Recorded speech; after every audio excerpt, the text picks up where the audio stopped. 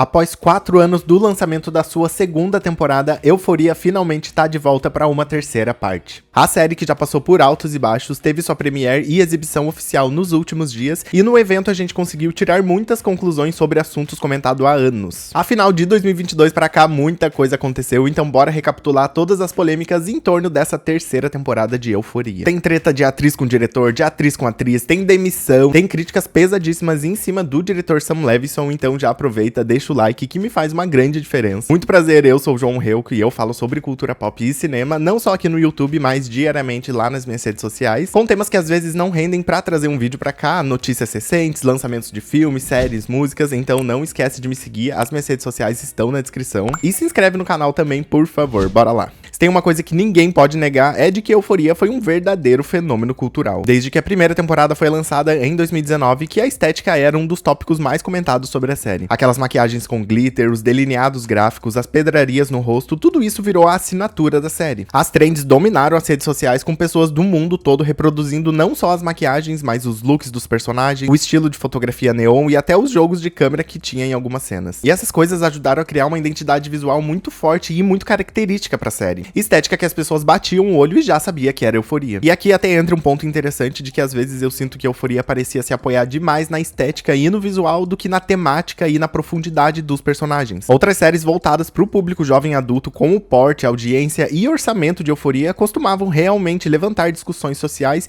e influenciar no comportamento do público, às vezes até de quem nem assistia a série. Por exemplo, Skims. A série falava sobre drogas, sexo, transtorno mental de um jeito muito cru. Eles geraram debates no Reino Unido sobre a juventude no país e foram usados como referência em discussões sobre educação e saúde mental. Glee colocou personagens LGBTQs no centro de histórias quando uma representatividade dessa forma acontecia raramente e de uma forma bem estereotipada. A série falava diretamente sobre bullying, aceitação, gravidez na adolescência e muitos temas que não eram rotineiros na TV americana. E até séries mais recentes como Sex Education, que abordava a temática sexual de uma forma extremamente natural, divertida e leve. E a série influenciou até no aumento de buscas sobre consentimento, ISTs, identidade de gênero, terapia sexual. Já a Euphoria parecia ter tido um impacto mais visual e estético nas pessoas. E será que isso não reflete um pouco sobre a gente também? Bom, a essa altura do campeonato, Euphoria já estava muito consolidada, mas junto com esses elogios, a série começou a receber algumas críticas que acompanharam ela até os dias de hoje. Euphoria é obviamente uma das séries mais bonitas da atualidade, e a fotografia, iluminação, enquadramentos, tudo sempre foi muito bem pensado, gravado e editado. E um dos primeiros questionamentos que começaram a ser levantados foi se a estética toda não estaria substituindo a falta de conteúdo da série. E é aqui que entra o nome do Sam Levinson. Porque o cara pode até receber elogios como diretor, mas como roteirista ele deixa muito a desejar. E com isso muita gente começou a prestar atenção de que às vezes a série priorizava por momentos esteticamente uau, com cenas visualmente perfeitas, mas de que se você se aprofundar na narrativa,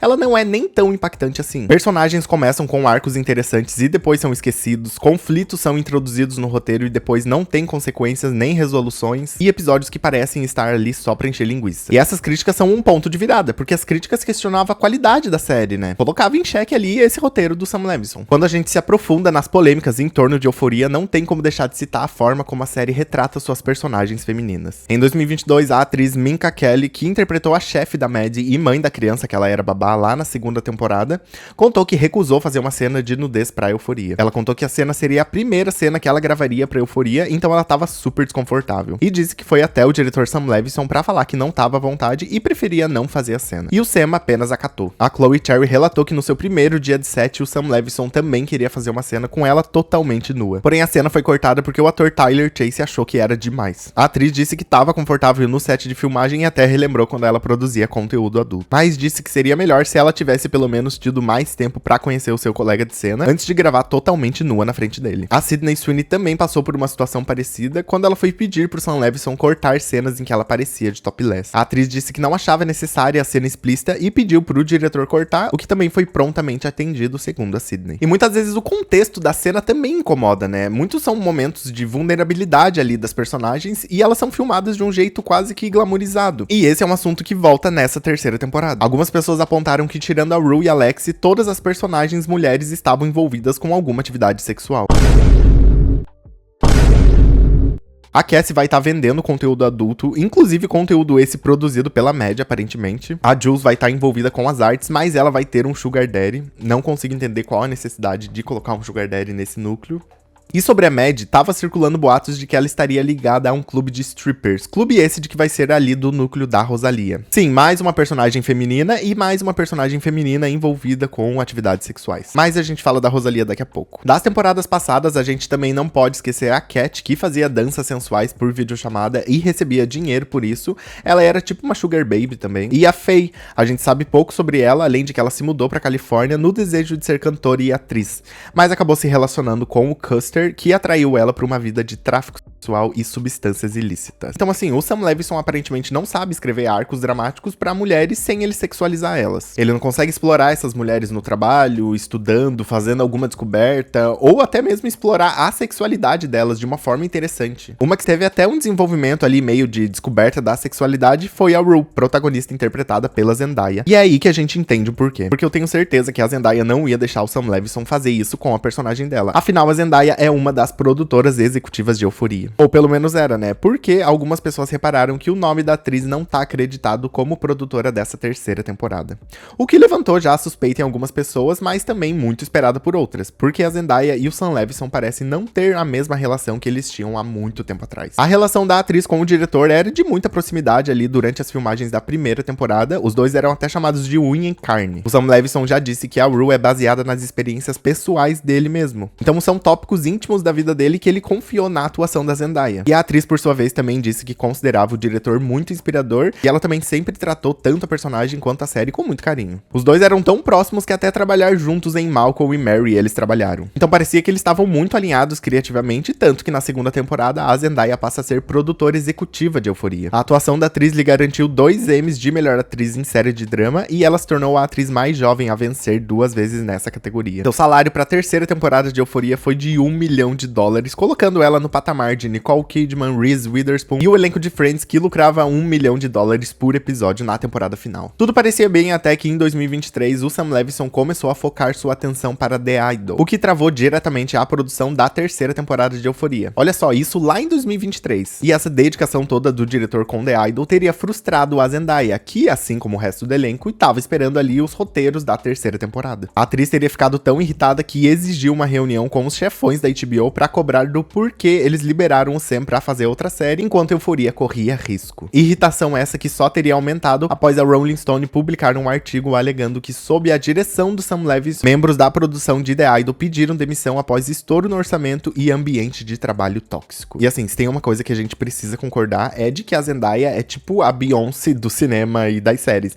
Ela tem uma imagem muito polida e dá pra ver que ela preza muito por isso, assim como a Beyoncé, né? Ela dá muito valor à imagem dela, então eu acho que ela deve ter de fato ficado muito puta de ter sido tão próxima do Sam Levinson, né? Tem várias entrevistas dos dois ali na época da primeira temporada de Euphoria. E os dois estão conversando e trocando elogios, né? Enfim, eles se davam muito bem. Então o Sam Levinson ter tido essas acusações e ele ter sido tão próximo da Zendaya, com certeza fez ela ficar com medo dessas acusações acabarem respingando nela e na imagem tão polida que ela criou. A HBO teria até tentado uma reunião de reconciliação, mas sem sucesso, e ainda com a Zendaya pedindo para que a Ashley Levinson, sim, a esposa do Sam, não fosse a única produtora executiva da terceira temporada, pois ela seria descrita como uma pessoa incisiva e, acima de tudo, protetora do marido. A Ashley entrou na equipe depois do falecimento do produtor Kevin Turen, em novembro de 2023. Ele era tido como a voz da razão do Sam Levinson e, pelo que eu li, ele organizava os prazos e colocava limite no pessoal. Então, basicamente, depois que ele faleceu, virou uma zona completa. Em novembro de 2024, uma fonte próxima ao diretor teria culpado a Zendaya pela demora da nova temporada, alegando que a carreira no cinema da atriz estaria impedindo o andamento da série. E é aqui que a gente abre um parênteses bem interessante de que estariam os atores de Euphoria muito grandes já pra série? Porque quando Euphoria começou, a maioria dos atores estava em ascensão ainda. O Jacob Elord até tinha tido uma notoriedade após seu papel em A Barraca do Beijo,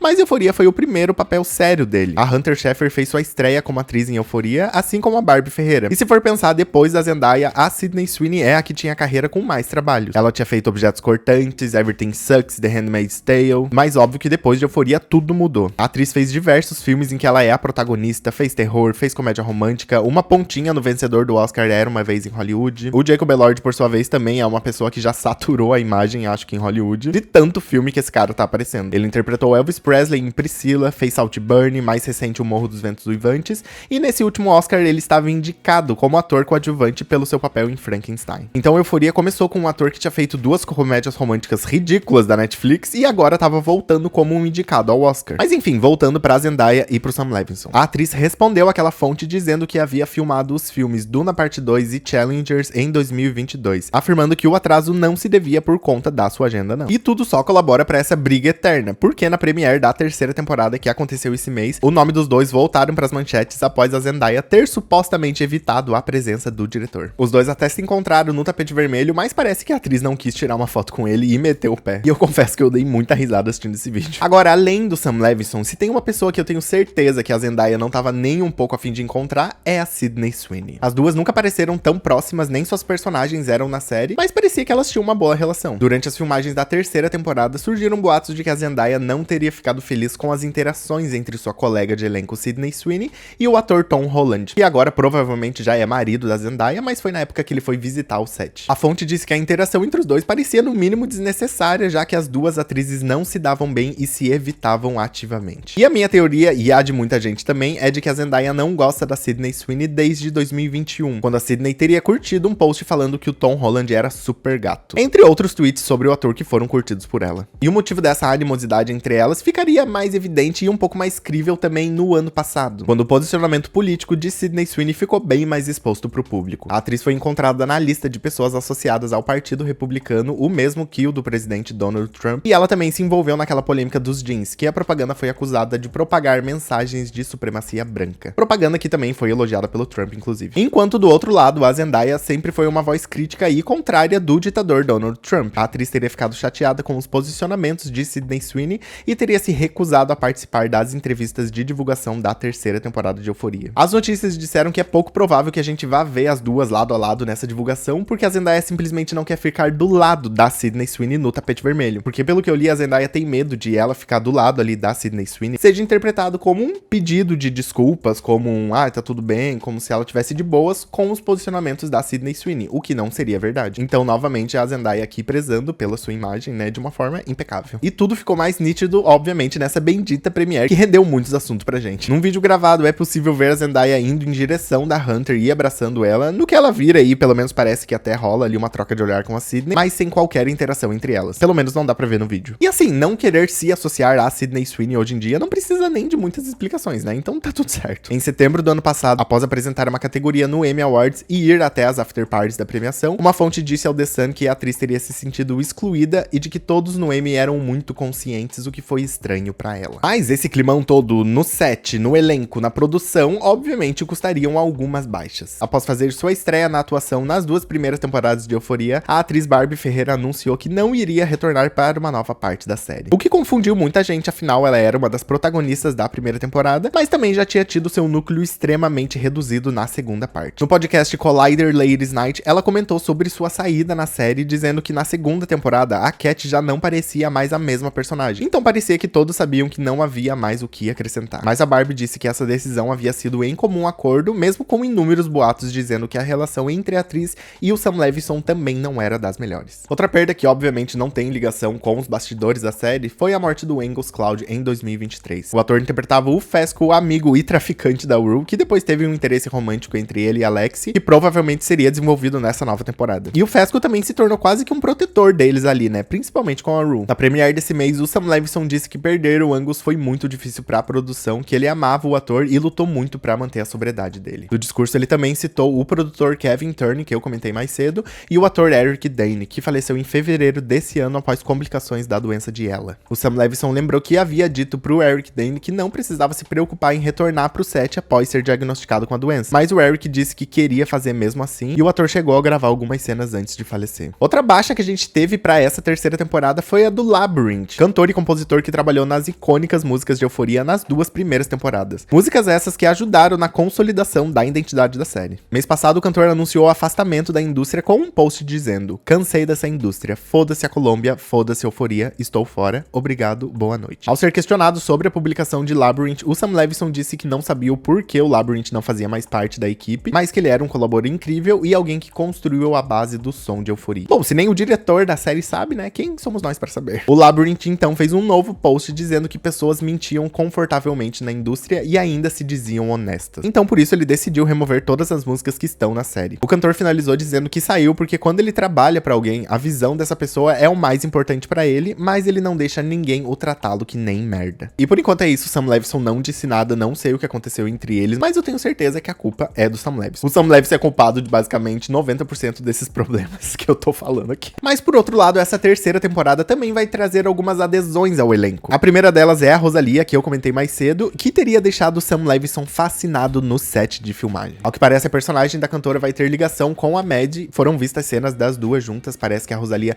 também vai estar envolvida ali naquele clube de stripper que eu comentei mais cedo. Inclusive, queremos cenas da Rosalia com a sua ex, tá bom, Sam Levinson? Você tem só uma obrigação, que é colocar Rosalia e Hunter Schafer pra atuarem juntas. Você sabia que elas namoraram por 5 meses? A Hunter ainda disse que a Rosalia é família independente de qualquer coisa. E a cantora disse em entrevistas que adorou trabalhar com a Hunter e se aproximar da Alexia e da Zendaya. Outra adesão no elenco foi a Sharon Stone, que vai interpretar uma executiva vinculada à Warner Bros. Então acho que provavelmente ela vai estar linkada ali ao núcleo da Lexi, que pelo que eu entendi vai estar trabalhando ali como diretora de cinema, alguma coisa nessa vibe. A Natasha Lyonne, de Boneca Russa e Orange is the New Black, também estará presente nessa terceira temporada. Inclusive a atriz se envolveu numa polêmica enorme. E adivinha onde? Na Premiere, é claro, gente, essa Premiere foi amaldiçoada.